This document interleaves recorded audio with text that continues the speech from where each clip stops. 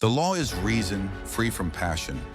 The aim of the wise is not to secure pleasure, but to avoid pain. We can do noble acts without ruling the earth and sea. All men naturally desire knowledge. To improve is to change. To be perfect is to change often. Progress is impossible without change, and those who cannot change their minds cannot change anything. Quality is not an act, it is a habit. You will never do anything in this world without courage. It is the greatest quality of the mind next to honor. The worst form of inequality is to try to make unequal things equal.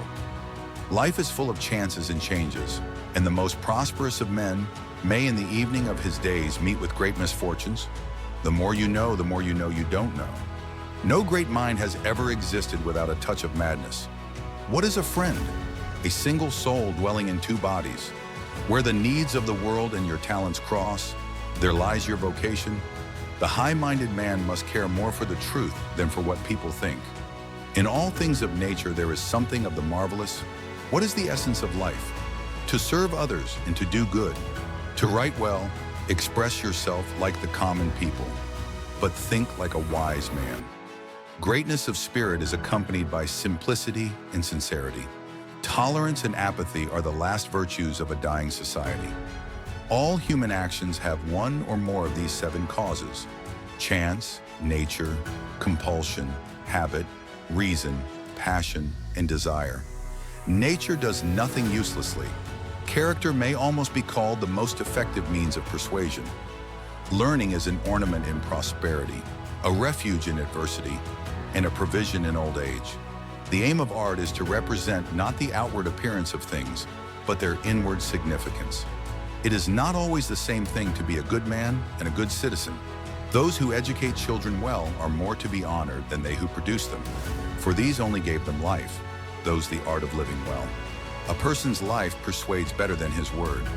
All teaching and all intellectual learning come about from already existing knowledge. If the art of shipbuilding were in the wood, ships would exist by nature. Virtue is the golden mean between 2 vices, the one of excess and the other of deficiency. It is the mark of an educated mind to expect that amount of exactness which the nature of the particular subject admits. It is equally unreasonable to accept merely probable conclusions from a mathematician and to demand strict demonstration from an orator. The many are more incorruptible than the few. They are like the greater quantity of water, which is less easily corrupted than a little. Every virtue is a mean between 2 extremes, each of which is a vice. Music has the power of producing a certain effect on the moral character of the soul, and if it has the power to do this, it is clear that the young must be directed to music and must be educated in it. He who sees things grow from the beginning will have the best view of them. The ultimate value of life depends upon awareness and the power of contemplation, rather than upon mere survival. No democracy can exist unless each of its citizens is as capable of outrage at injustice to another as he is of outrage at injustice to himself. Suffering becomes beautiful when anyone bears great calamities with cheerfulness, not through insensibility, but through greatness of mind. Life is only meaningful when we are striving for a goal.